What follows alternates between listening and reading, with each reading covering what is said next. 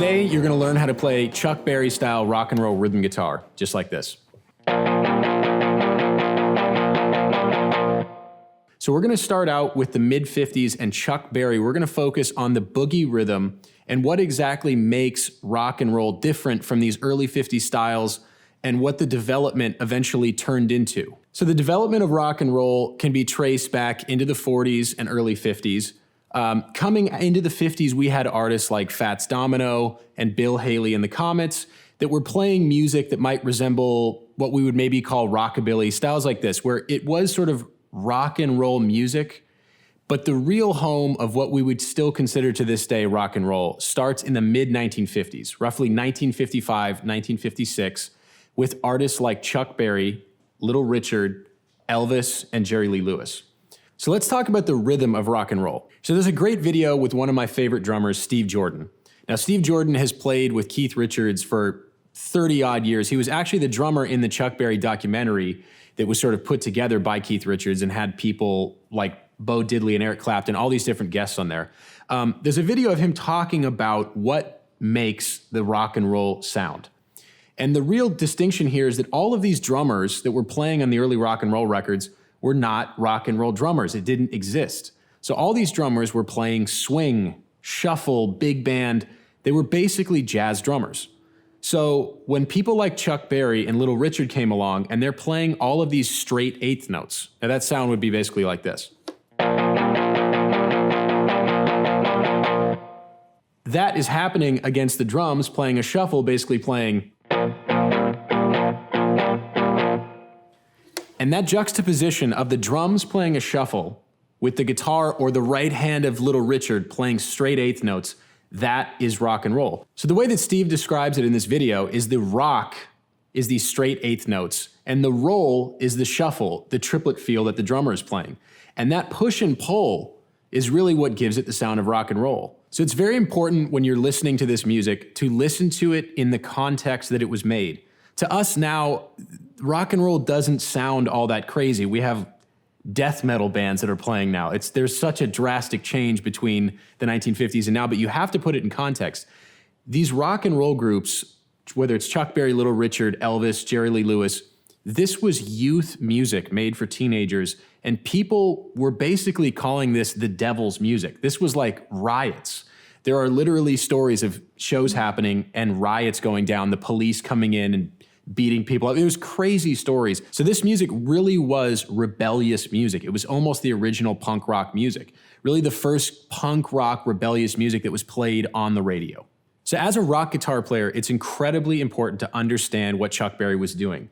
This is the beginning point. This is the seed of rock and roll. Everything else we're going to talk about in all the genres over all the decades, everything stems from what Chuck Berry was doing on guitar. And even if it's not a style that you would necessarily put on in the car and listen, it's really important to understand what made it rock and roll and to get it under your fingers. And I think over time, it'll really grow on you and you will start to actually actively move and put that on in your car when you're driving and really understand what makes it great. So grab your guitar. We'll see you in exercise 1. All right, so we're going to talk about example 1. This is the most basic Chuck Berry rhythm. We're basically going to have our fingers in the root B flat position. This is basically a blues in the key of B flat.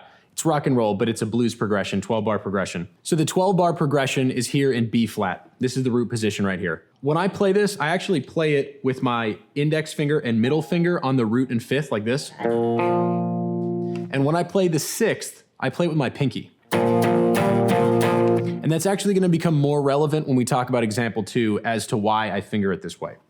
So we're in the key of B flat. That's our 1 chord. We move to the 4 chord. We just basically move right down to the A string, and it's the exact same shape. And then when we move up to the 5 chord, we move right here. So it's the same shape no matter where we move it between the 1, the 4, and the 5 chord. We just move it between the 6th string root and the 5th string root. But you're basically playing root 5th to root 6th on each of them. So let's talk about the right hand. Basically what's happening here is no muting and all downstrokes. We're actually going to end up addressing this more in the punk rock segment. This is something that actually has ended up moving between a lot of genres that you maybe wouldn't connect. But when Chuck is playing this, he's playing it with all downstrokes and no muting, just like this. And the rhythmic feel is straight eighths with the most subtle amount of swing. But I would say if you can aim for straight eighths as a beginning point, it's a great place to start. And as you start playing along the tracks, you'll add a little bit of that swing in there. Once again, it's this push and pull of nothing is exactly as it seems. So the straight eighth sound with the downstroke sounds like this. As far as the fingering for these Chuck Berry rock and roll rhythms, most people end up actually playing them with their index finger and their ring finger between the root and the fifth, like this. So they end up fingering the whole pattern like this. So you can use whichever fingering pattern feels most comfortable to you. All right, so go ahead and start practicing this, get it under your fingers, and then practice along to the backing track that we've included.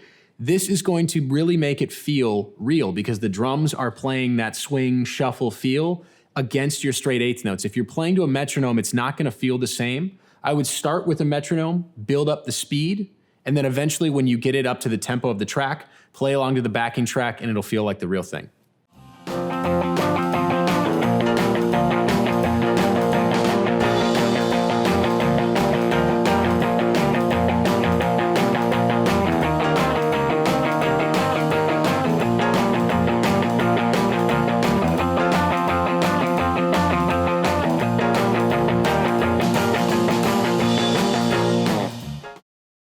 So in example 2, we've added one note to the Chuck Berry rock and roll pattern. Before we had root 5th to root 6th. Now we're adding the flat 7. So adding the flat 7 to the Chuck Berry rock and roll rhythm just gives you another variation to play with as you're playing through these progressions. So this is a pretty big stretch actually, and this actually goes back to why I use my middle finger for the 5th, because it gives me a lot more room to actually move my pinky over to the flat 7 like this, if you watch. I find it a lot more difficult with the pinky stretch to have the ring finger. Now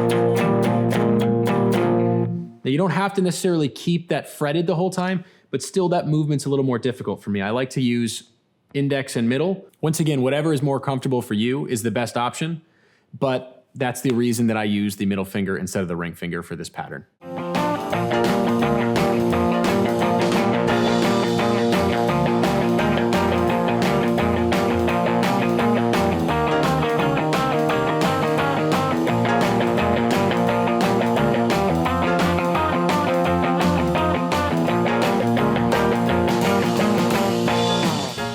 So here in example 3, we're adding some more variations. We're keeping the 5th, the 6th, and the flat 7 as our top sort of melody note of each of the 1, 4, and 5 chords, but we're changing the rhythm around with which we're using them. And the other thing I wanted to mention was playing this pattern on your 4 and 5 chords on the low 6-string root. Now in the key of B flat, I don't have the option of doing that over our 4 chord, which is E flat. We'd move kind of off the neck. But for the 5 chord, on the F, I went down and played it like this. And the reason I didn't add the flat 7 is that's an insane stretch. I could do it, but it's, it's a little difficult.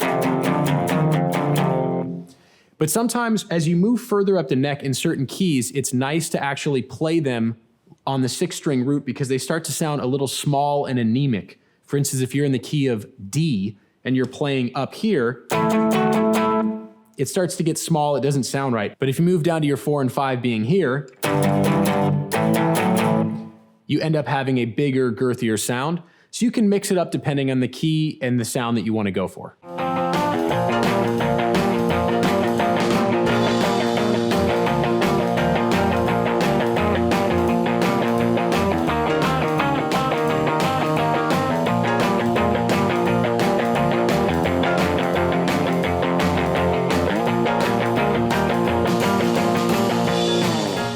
So now we've gone over the 3 exercises. Now you and I are gonna jam over the backing track and just see what happens.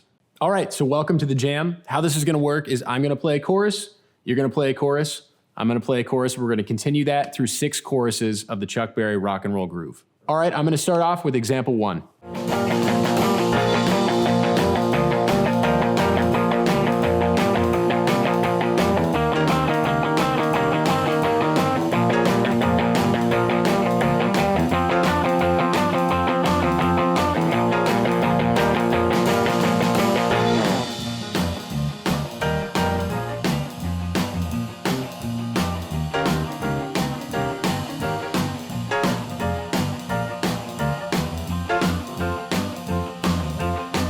I'm gonna play example 3.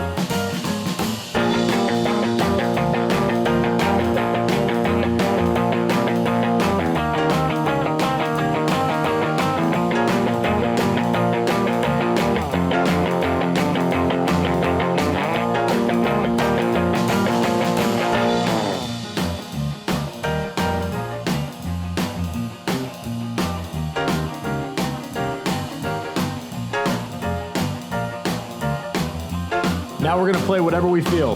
Here we go.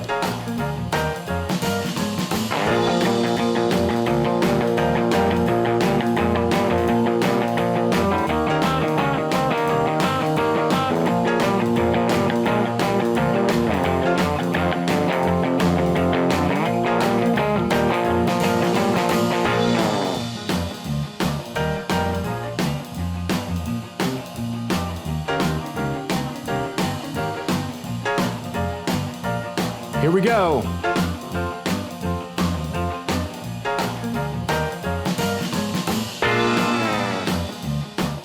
All right, so that concludes day 1. We talked about Chuck Berry, the king of rock and roll, and his basic rock and roll rhythm pattern. It's very important that you get this under your fingers and understand that this is the beginning of all things that become rock and roll that we understand and know as it is today. So tomorrow we're going to take a look at the 60s and how the development of these early rock and roll pioneers started to develop in the early 60s.